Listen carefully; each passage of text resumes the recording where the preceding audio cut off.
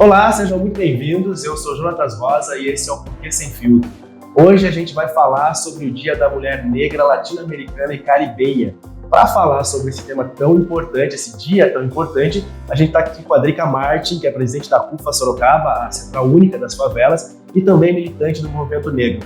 Drica, seja muito bem-vinda. Jonathan, agradeço o convite. É sempre um prazer estar com vocês aqui, porque tem várias lutas, né? Vamos começar falando então desse dia, o Dia da Mulher Negra Latino-Americana e Caribenha. O que é esse dia? Qual a importância desse dia? Dia 25 é um dia de saudar a existência de Teresa de Benguela e, para além de tudo, é um dia de muita reflexão, né? Ele vem através de movimentos de muita luta e, a partir daí, no dia 25 de julho, é uma data de reflexão também de muita força. Infelizmente, ainda nos dias de hoje, a gente precisa tratar e conscientizar e dizer para a população que nós temos o dia 25, que é o Dia da Mulher Negra Latino-Caribenha. Muito bacana isso, Drica. Olha só, se a gente pensar em falar em algumas situações aqui, por exemplo, a gente fala do mercado de trabalho, o Observatório de Diversidade e de Igualdade de Oportunidade de Trabalho aponta, por exemplo, a remuneração da mulher negra aqui em Sorocaba. Enquanto a população negra, em geral, já ganha menos, ganha em média R$ 2.500 por mês, essa remuneração da população negra, a mulher negra ganha menos, ela ganha cerca de R$ 1.900 por mês. Se comparar isso com o homem branco ganha cerca de R$ 4.000 por mês, em média, enquanto a mulher negra está aí no fim da pirâmide ali, né, ganhando R$ 1.900 em média por mês. Você que convive com as mulheres negras, convive nas periferias, convive nas comunidades, você vê essa situação, você vê isso mesmo acontecendo? É real, Jonathan. É real porque essas mulheres, muitas delas não estão inseridas no mercado de trabalho ainda. E muitas delas ainda vivem numa situação de trabalho formal, né? As nossas mulheres pretas não trabalham com a sua carteira assinada, com seus benefícios garantidos. O perfil da mulher preta no nosso país é o perfil da mulher do trabalho informal, né? Então, quando ela consegue avançar, ela avança, né? Mas não consegue uma qualificação de fato digna para que esteja inserida e, para além de estar inserida, recebendo os benefícios, né, que é dela por direito. A gente vê muito essa situação. Você tem a lei das empregadas domésticas, que foi um grande avanço no país, mas ainda assim falta fiscalização, falta que as pessoas denunciem esses casos e as pessoas precisam sobreviver, as pessoas precisam correr atrás e acabam tendo esses trabalhos informais, né? Tem muito disso. Tem muito disso. A dificuldade de acessar. Existe ainda o racismo institucional, que a gente sabe que é real, e essas mulheres de fato não conseguem alcançar, não conseguem ocupar, né? A mulher ainda hoje, em 2023, precisa resistir furar a bolha para que ela consiga de fato estar no mercado de trabalho. E esse é um debate que cresceu bastante, o lugar da mulher na sociedade, o lugar da mulher no mercado de trabalho, o lugar da mulher negra no mercado de trabalho. Recentemente, o presidente Lula sancionou a lei de igualdade de salários entre homens e mulheres. Você acha que isso vai de fato beneficiar a mulher negra? Você acha que isso vai chegar para a mulher negra?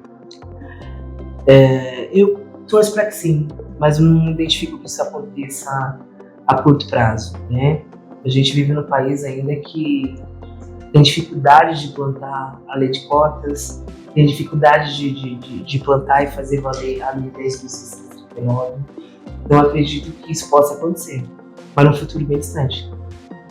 Outro problema que a gente tem, essa semana saiu aí os dados do Anuário Brasileiro de Segurança Pública, que apontam um aumento significativo de casos de racismo.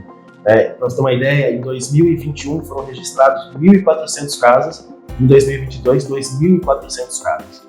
A gente tem mais casos de racismo acontecendo ou a gente tem as pessoas denunciando mais? Jonathan, não sei se é nem denunciando. A gente vive em tempos onde a rede social e todo mundo tem acesso ao celular, né? Então hoje os crimes, as intolerâncias, os casos de racismo, hoje com muita facilidade tem uma divulgação muito maior, né? Qualquer pessoa hoje tem um celular e pode gravar isso, né? Eu acredito que tem aumentado sim os casos, né, de denúncias, mas está muito longe de ser um número fechado da quantidade, né? Até porque por falta de informação, por dificuldade do acesso, né, ao sistema de segurança jurídico, E esse é um trabalho também que eu acho que é muito reflexo de uma luta de muitos anos dos movimentos, né? De trazer essa conscientização de que é importante a gente denunciar. Então a gente acaba barrando também o que é cultural, normal, né? Talvez não tenha sido intencional, talvez ele tenha falado, né? E que bom que a gente vive hoje num novo momento onde jovens estão entendendo que crime é crime, né? E criminoso precisa pagar por isso. Aumentou, mas a gente tem muito que avançar ainda, sabe? E além disso, não só a questão de que as pessoas conseguem filmar mais, que bom, todo mundo consegue filmar mais, nos últimos anos parece que as pessoas perderam a vergonha de ser racista, perderam a vergonha de ser preconceituosas e falam isso abertamente, né? Eu acho que eu cresci numa geração, não sei, você, que as pessoas tinham vergonha de ser machistas, racistas, homofóbicas, elas mentiam, elas escondiam, elas eram, mas escondiam. Hoje parece que as pessoas não têm mais vergonha de ser isso, elas falam abertamente que elas são isso, você percebe isso? Hoje eu acho que isso tem muita relação ao nosso último governo, que graças a Deus a gente passou disso, né? A gente tinha um representante, eles tinham, né, um representante que insultava isso, né? Então eu entendo que foi uma pessoa que soltou aquela chave, né? Antigamente a gente não podia falar porque era o incorreto, né? Não era aceito. O racista, racista, preconceituoso, preconceituoso. Aquilo ali estava muito guardadinho, né? Guardado ali as 7 chaves, né? Dentro desses cidadãos, né? Do bem. E aí, com a presença desse senhor nesse último governo, eu acho que soltou muito essa chave. Acabou sendo... Eles acabaram normalizando, né? Não só normalizando, né? Enfatizando e eu acho que virou até uma disputa entre eles, por questão mesmo da violência, da abordagem violenta, né? Que a gente acompanhando alguns atos, você vê que tinha um prazer, né? Então acho que isso tem muita ligação também com tudo que a gente passou nos últimos 4 anos, né? Que a gente tem muito que percorrer agora, né? Para tentar viver um pouco mais com tranquilidade. Você acha que os caminhos disso para a gente combater, porque tem essa questão do racismo institucional, do racismo estrutural, que as pessoas cometem no dia a dia e às vezes não percebem, às vezes não tem esse outro lado, que é a pessoa que odeia mesmo, que é ruim. Você acha que a gente tem caminhos aí? Você acha que com um certo tipo de pessoas dá para dialogar, dá para ensinar, dá para educar ainda? Eu acho que a gente está falando de crime, né, Jonathan? A gente está falando de crime, a gente precisa de fato cobrar para que isso seja tratado como crime. Eu acredito que se a gente deixar de tratar, a gente não eles, né, os crimes de racismo como intolerância religiosa, se eles deixarem de tratar os casos de racismo como intolerância racial, já é um bom caminho andado, né? A gente está falando de crime. Se as pessoas pagarem pelo crime cometido, eu acho que talvez a gente consiga avançar um pouco mais. A lei vai ser educacional, a lei vai ensinar as pessoas, vai educar as pessoas. Só vamos dizer que se não é pelo amor é pela dor, né? Infelizmente, Jonathan, deve ser muito difícil para eles, né? Ter que conviver com a gente, ocupando os espaços. E é uma pena, sabe por quê? Porque atrás da gente, eu, você, homem preto, tem um bonde gigante chegando. Tem uma galera nova chegando, muito empoderada. Eles não vão ter mais escolha. Eles não vão ter mais escolha. Você falou da questão da punição, de fazer valer a lei, de ser considerado crime, o que é crime. Você acha que a justiça tem cumprido o papel que deveria cumprir? Porque a gente tem a lei há muito tempo, que é racismo, que é injúria racial, está aí há muito tempo. Acho que a justiça cumpre esse papel que deveria? A gente está longe disso, né? Ser ativista também, né? A gente tem demandas diárias, né? De casos de racismo que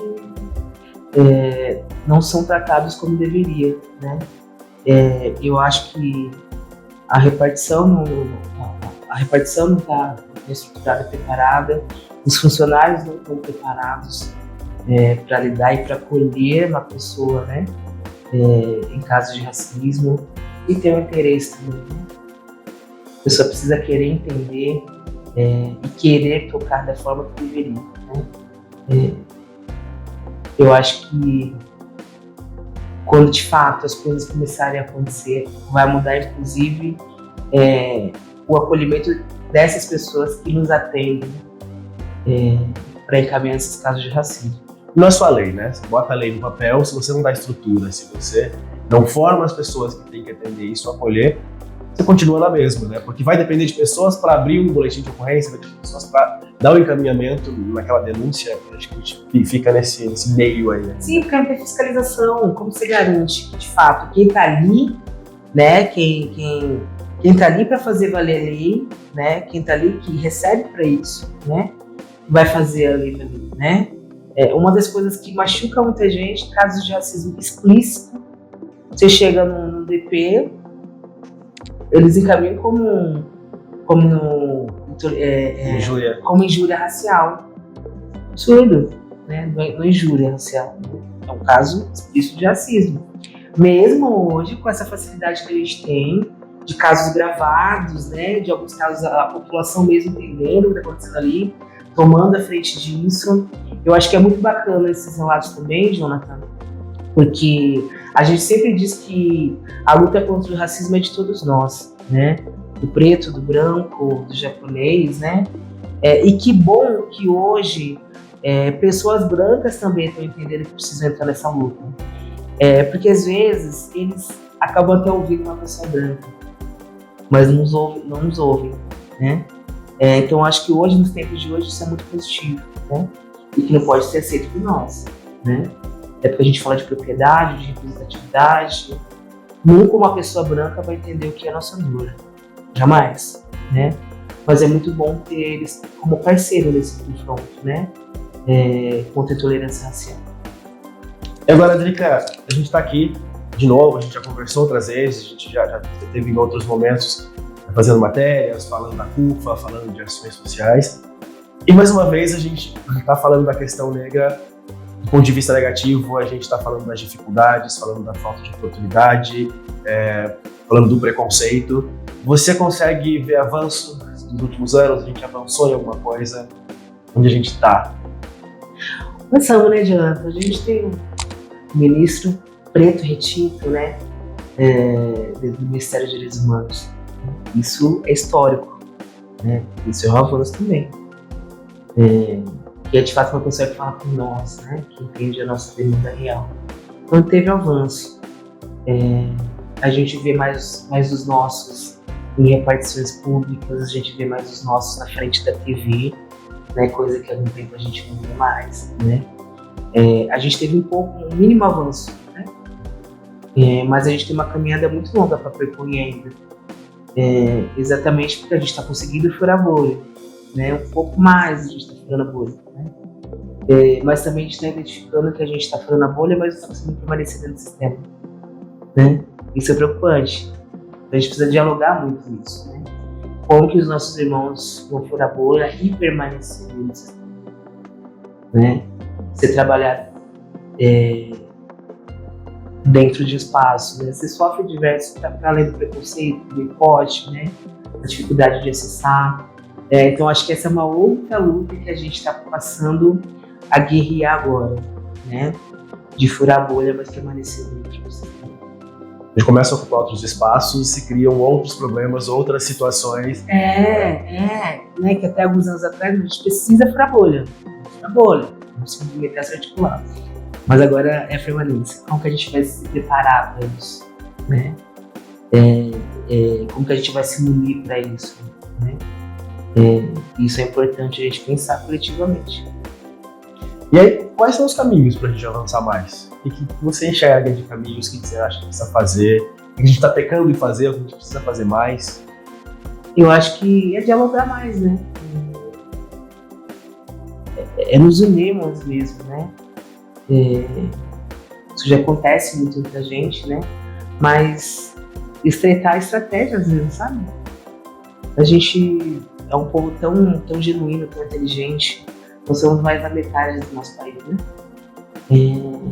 E a gente precisa aprender de fato dialogar e montar mesmo um projeto de força, de ocupação para que a gente consiga estar. E aí, o que você tem para finalizar aqui, Drica? O que você espera nos próximos anos? Quais são as perspectivas do Povo Preto, especialmente para a mulher negra, latino-americana e caribenha que comemora aí dia 25 de julho, essa data tão importante?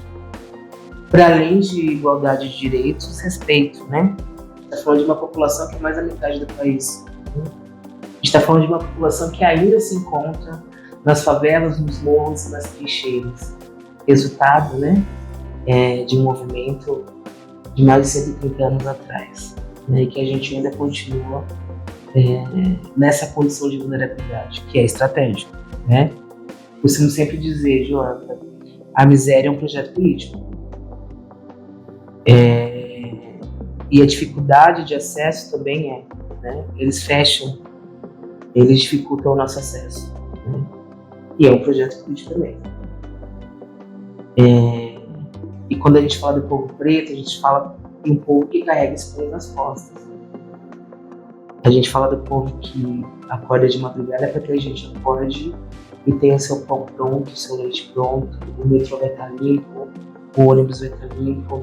A gente está falando de uma população que gira mais de 120 bilhões por ano para a economia do nosso país. E mesmo assim não tem seus direitos garantidos, né? Mas que é lembrado em tempos estratégicos, né? O ano que vem vai ser um ano bem movimentado para a gente, né? Onde mais uma vez nós vamos ver os nossos ativistas, os nossos irmãos movimentando, abrindo espaços, levando todos eles nas trincheiras, nos guetos, né? E que depois de passar isso a gente sabe que vai ser os nossos que vai passar dificuldade, né? Que não vai ter apoio para continuar ali. E o que eu desejo pra gente para além de igualdade de direitos, é respeito, né? Uma população que precisa ser respeitada pela tua história, pela tua trajetória, pelo que movimenta no nosso país, né? Pelo que representa no nosso país. E falando da mulher negra, a gente está falando da força da mulher, da luta da mulher. Hoje a gente está vivendo um tempo, Jonathan, está sendo muito bonito de ver, né? As mulheres pretas empreendedoras. As mulheres pretas estão ocupando espaços onde nunca pisaram antes. O afroempreendedorismo é algo que veio muito forte, né? Então essa mulher está se capacitando, ela está virando uma executiva social, ela está saindo do início de empreendedora e está virando uma grande empresária, e com o entendimento que ela precisa subir e puxar as suas, né? A gente está vivendo um momento onde a gente tem grandes referências hoje de mulheres que ocuparam grandes espaços, que se estruturaram, e estão conseguindo voltar para a quebrada pro gueto para resgatar as que ficaram, né? E o que eu desejo para as minhas manas e para as minhas irmãs é muito axé e muita força, né?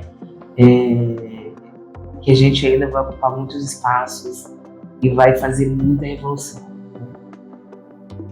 Dificilmente alguém para uma mulher preta, né? E é isso que eu desejo para todas nós. Caminhos abertos e muitas bolhas furadas e ocupadas, e que a gente tenha muita permanência em diversos locais. Drica, eu agradeço muito essas palavras, terminando de fé, de coragem, de perseverança. A gente também deseja para todo o povo preto, para todo mundo aí, que a luta continue cada vez mais avanço. Agradeço muito sua presença aqui, Drica. Eu que agradeço, vamos junto que a gente vai movimentar muita coisa ainda. A gente fica por aqui. Essa foi a entrevista com a Drica Martin, que é presidente da CUFA. A gente falou aí do Dia da Mulher Negra Latino-Americana e Caribenha. Esse foi o Porquê Sem Filtro Entrevista. A gente se vê na semana que vem. Até logo.